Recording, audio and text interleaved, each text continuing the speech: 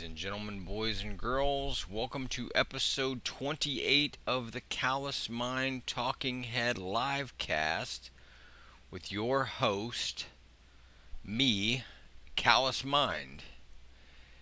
In today's episode, we're going to be talking about a variety of things, including A-Rod buying the Minnesota Timberwolves. So that is interesting. I'm glad to see these guys doing something good with their money. And but before I begin, I need to remind everyone that today's video is sponsored by BuyCustomCoins.com. If you're looking to buy custom challenge coins, custom lapel pins, or medals, be sure to check out BuyCustomCoins.com. It's the most obvious place online to buy your first or next custom coins. That's BuyCustomCoins.com. There will be a link to this sponsor in the video description box below this video. And without further ado, this story is from April 10th. Sources: Alex Rodriguez, Mark Lowry finalizing deal to buy Minnesota Timberwolves and WNBA's Lynx. Former Major League slugger Alex Rodriguez and billionaire Mark Lowry are finalizing a deal to purchase the Minnesota Timberwolves and Minnesota Lynx from majority owner Glenn Taylor, sources told ESPN on Saturday. The purchase price in the deal is expected to be in the $1.5 billion range, sources said. Taylor will continue to hold full control of both teams for 2 years before Rodriguez and Lowry take over in 2023. We look forward to entering this phase of the process with Glenn Taylor, Rodriguez and Lowry said in a joint statement on Saturday. Our respect for him and the legacy he has built lays an amazing foundation for what is to come. We are excited by the prospect of getting to know the Timberwolves organization. Taylor announced in July 2020 he was looking for a buyer. The terms of the sale are similar to talks Taylor had in the past with billionaire Ryan Smith, who walked away from a potential deal to ultimately purchase the Utah Jazz for $1.66 billion in October. Taylor, 79, saved NBA basketball in Minnesota when he bought the team for $88 million in 1994.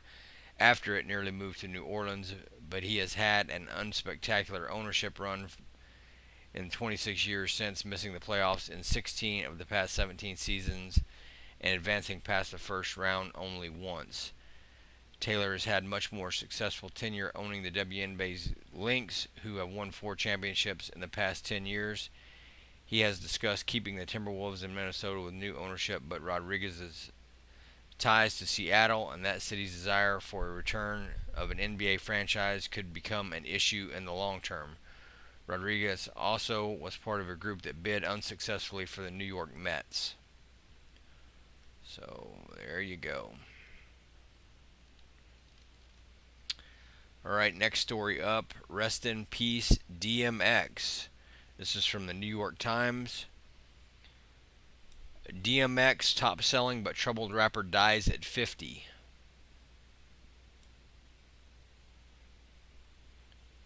Published April 9th, updated April 12th. Earl Simmons, the snarling yet soulful rapper known as DMX, who had a string of #1 albums in the late 1990s and early 2000s, but whose personal struggle came to rival his lyrical prowess, died on Friday in White Plains, New York. He was 50. His family announced the death in a statement. He had been on life support at White Plains Hospital after suffering what his family called a catastrophic cardiac arrest a week earlier. Earl was a warrior who fought till the very end, the Simmons family said. He loved his family with all of his heart, and we cherished the times we spent with him. Mr. Simmons had a heart attack at his home in White Plains on April 2nd. In the days that followed, his representatives said he was on life support in a vegetative state. Outside of the hospital, family and friends gathered with hundreds of fans playing DMX's music aloud and praying, holding up their arms in the shape of an X. Mr. Simmons' music was often menacing and dark, but it was also infused with Christian spirituality. He often ended a concert with a prayer. He had committed crime, served time in correctional institutions, and battled addiction long before he released an album, and his troubled past informed the content and delivery of his rhymes. He barked over the chorus of Get At Me Dog, the breakout single from the 1998 debut album It's Dark and Hell Is Hot. His throat seems to hold a fuzz box and a foghorn, and between songs he growled and barked. John Paralise of the New York Times wrote of Simmons' concept performance in 2000. In his raps, the gangsta life is a living hell, a constant test of loyalty and resolve. He rapped with an explosive cadence and Party Up in Here, the big hit from the 1990 album, and then there was X, Raw Braggadocio on Rough Riders Anthem, a tribute to his record label on that 1998 debut, and more introspective, brooding delivery on Damien, a story about making a murderous bargain with a demonic benefactor.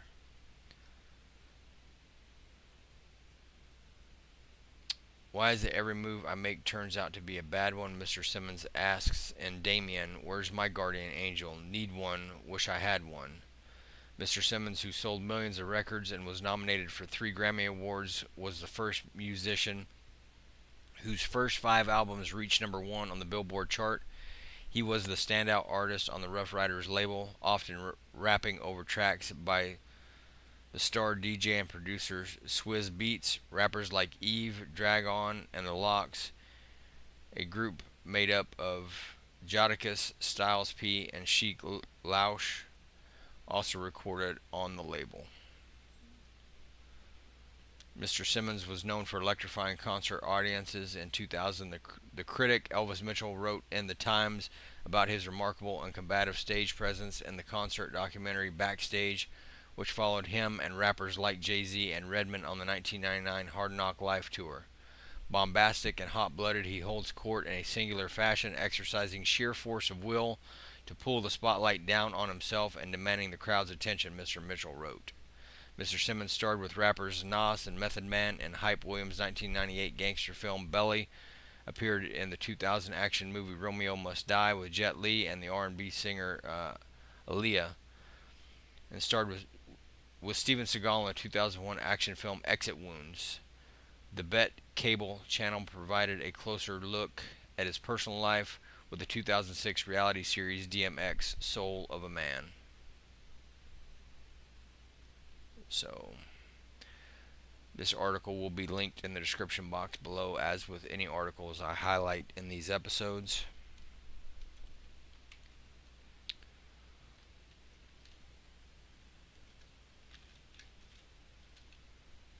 Alright, and got oh no, this is the story about LSU. This was from April 8th. LSU official sues for $50 million alleging retaliation for Les Miles allegations. In a $50 million federal racketeering lawsuit, an LSU associate athletic director has accused university officials of retaliating against her for reporting racist remarks and inappropriate sexual behavior by former Tigers football coach Les Miles. Sharon Lewis's lawsuit says she was denied pay raises and subjected to verbal abuse after going to officials with the allegations against Miles, including her accusation that he told her there was too many black girls employed in athletics, and an incident in which a female student accused him of getting on top of her on his office couch. It also accuses LSU officials of working with a law firm to cover up allegations against Miles, including one that he engaged in explicit sex acts with a student. This lawsuit is a work of fiction, 8 years in the making, Miles' attorney Peter Ginsburg said in an email statement. Miles has denied allegations he made sexual advances towards students. Lewis, a former track and field star for the Tigers, is the associate athletic director for football recruiting and alumni relations at LSU. Her lawsuit, filed in Baton Rouge, is the latest hit to the university after an independent investigator determined the school mishandled allegations of sexual misconduct by student athletes and Miles. We are disappointed that a 20-year employee who has received several promotions throughout her career and currently serves as associate athletic director is now filing a lawsuit against the university, LSU lawyer Winston DeCure said in an email Following the press conference by her counsel, we believe that this lawsuit is an attempt to take advantage of the situation for personal benefit. Numerous LSU officials refused to testify Thursday in Baton Rouge at a legislative hearing about the ongoing scandal, sending to cure on their behalf. Several LSU students told the committee they don't believe university leaders are doing enough to improve the climate. It still feels like the university is waiting for everything to go away, said Charlie Stevens, a sophomore in LSU's mass communications school. Lewis's lawsuit says her complaints to LSU about Miles' behavior resulted in retaliation by Miles, Executive Deputy Athletic Director Verge Osbury, Senior Associate Athletic Director Miriam Seeger, and others.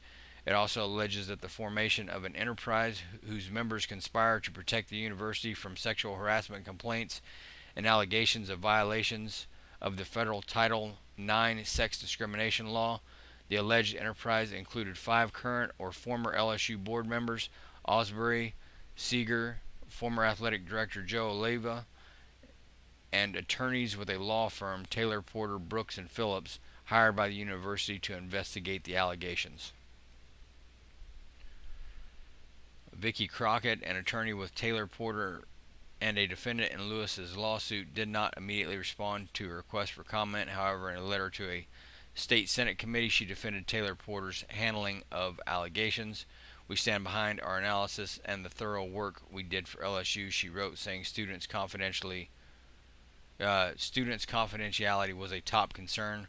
Miles was recently ousted as Kansas football coach after the release of a 148-page review by the Hughes Blackwell law firm about LSU's handling of sexual misconduct complaints campus-wide.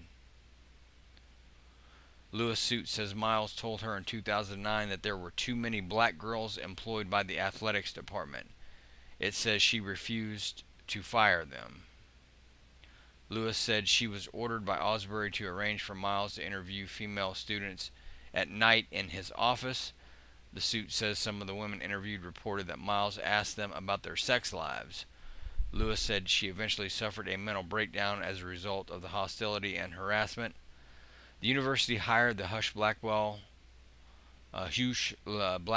law firm after reporting by USA Today scrutinized LSU's handling of sexual assault cases implicating 2 former football players. Osbury and Seeger were briefly suspended without pay. Lawmakers expressed frustration Thursday with the university's refusal to fire athletic department employees named in the investigative report. "People have seen bad actors, and there were no consequences whatsoever," said Senator Beth Meisel, the Senate's second-ranking Republican.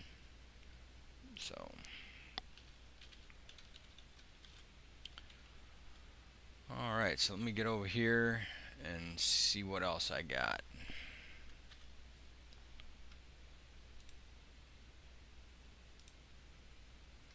Yeah, I got a couple of updates in the ongoing Deshaun Watson story.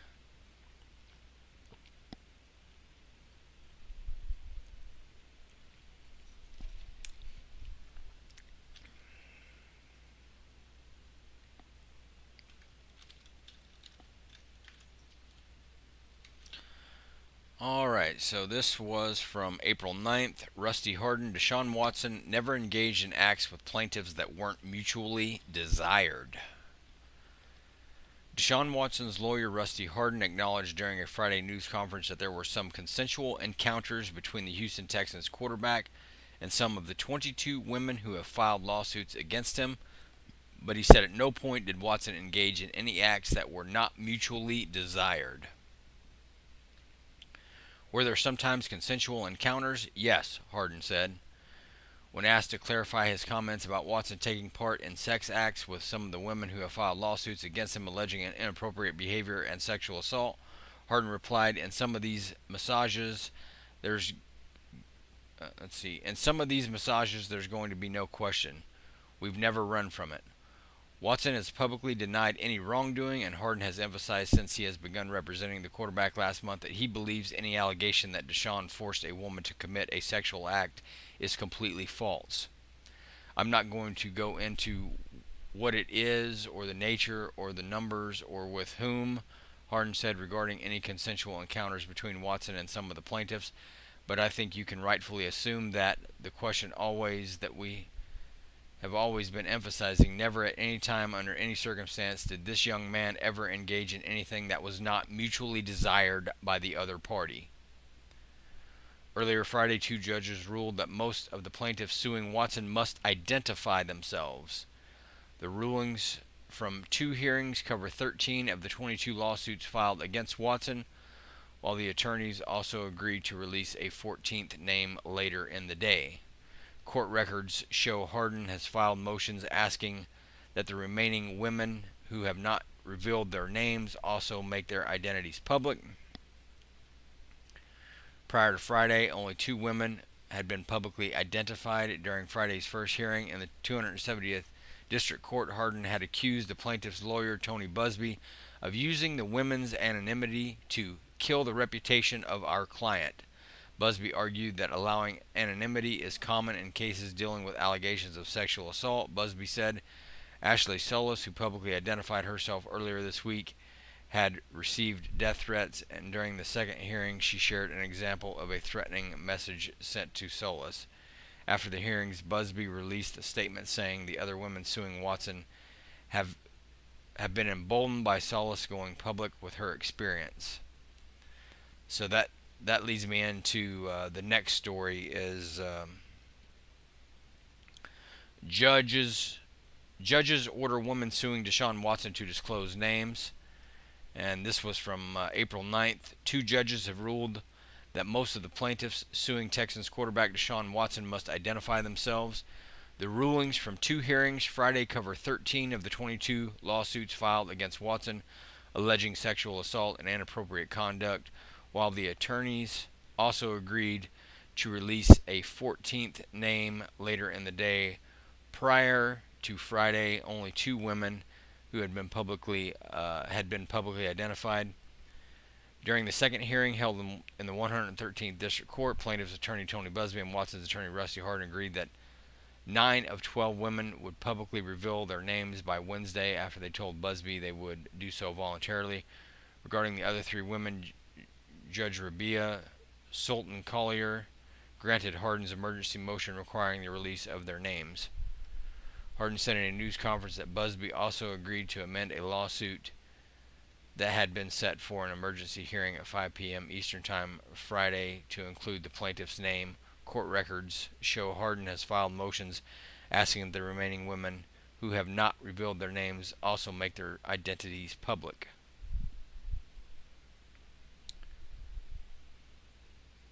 Let's see. The article goes on, we need a balance of interest. A balance of interest is required for both parties, Davis said. After the hearings, Busby released a statement saying that the other women suing Watson have been emboldened by Solis going public with her experience. They are ready to be identified, Busby said. In lawsuits, sometimes we push hard for something that may turn out to not be helpful. As I said in court, be careful what you ask for.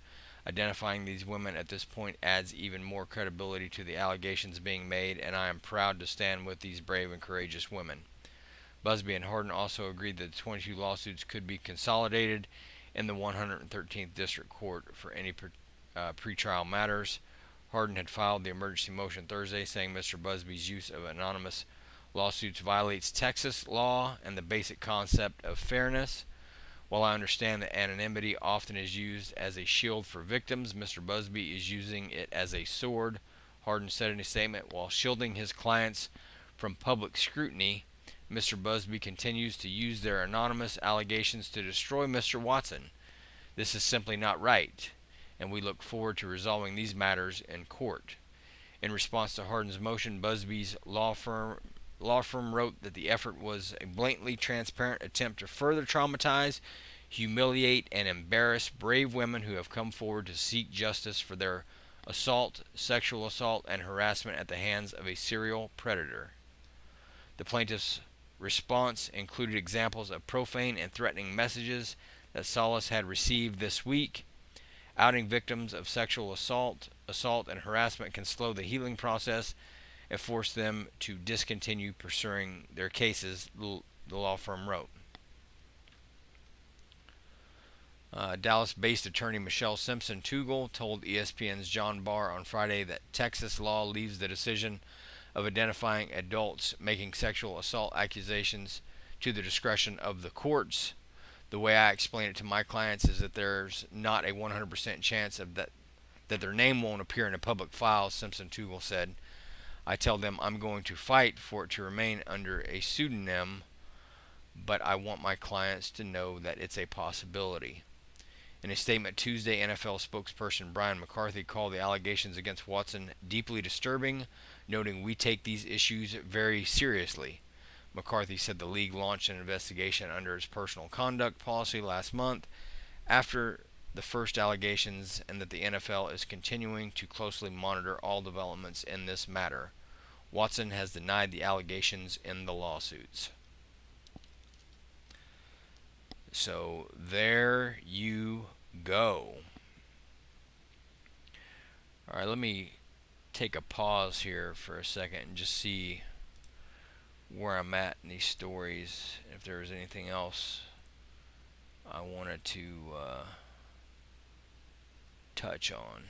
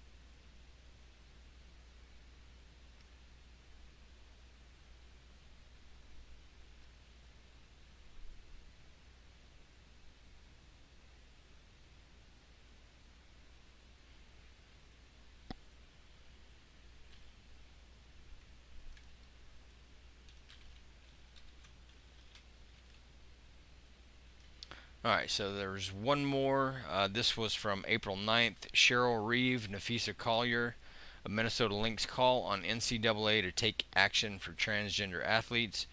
Minnesota Lynx head coach Cheryl Reeve and forward Nafisa Collier have joined current and former NCAA athletes and LGBTQ advocates in calling on the NCAA to take action in response to legislative measures restricting access to athletics for transgender athletes that are being considered and enacted across the country. 56 legislative measures have been filed in more than 30 states during the 2021 legislative session, according to Catherine Oakley, State Legislative Director and Senior Counsel for the Human Rights Campaign. Arkansas, Tennessee, and Mississippi have signed their respective measures into law. The motivation for these bills, according to lawmakers, is said to be the protection of women's sports. What's really harming women's sports is an overall lack of investment, whether in resources for female athletes, opportunities to coach, or lack of pay, Reeve said. The notion that the motivation for transgender athletes is to gain scholarships or competitive advantage is a false narrative. Trans inclusion makes our sports, our teams, and our communities stronger. I consider transgender women my teammates, not a threat, Collier said. The NCAA has to take action and withdraw all athletic compensation from states considering harmful anti-transgender sports bills. The NCAA removed its championship events from North Carolina in 2016 after the passage of House Bill 2, a law that required all people to use bathrooms in accordance with their sex assigned at birth. In addition, the ACC relocated its football championship from Charlotte, and the NBA moved its 2017 All-Star Game from Charlotte to New Orleans. In March, 550 student athletes wrote to the NCAA to denounce the bills being filed. The letter implored the NCAA to take action, saying the NCAA must speak out against bills that directly affect their student athlete population if they want to uphold their self-professed ideals of keeping college sports safe and promoting the excellence of physical and mental well-being for student athletes. Current NCAA guidelines, enacted in 2011, stipulate that transgender men may compete in the women's category as long as they have not yet begun hormone replacement therapy, and that they must compete in the men's category after beginning HRT. Transgender women may compete in the women's category after undergoing HRT for 1 year. In championship events, these guidelines must be upheld for all athletes. The NCAA Board of Governors is meeting this Friday, and the legislation being filed across the country concerning transgender athletes as well as voting rights is on the publicly available agenda. So, there you go. Alright, so let me run over here and check the comments right quick. See if Adam's on. No, if he is, then he's not commented yet, so I'll go ahead and show everybody else this screen too here, so you can see that there are no comments, and I'll just go ahead and give my my closing thoughts here. I want to thank everybody for taking the time and spending it with me today. It's been a solid show. I appreciate the viewership. Please don't forget to like, subscribe, and share. And please join me next Tuesday, which I think is what, April 20th? Wow, going to be April 20th already. So I hope you guys are all happy, healthy, and strong. And until I speak with you next week, please be good to yourselves and each other. And I'll talk to you later. God bless.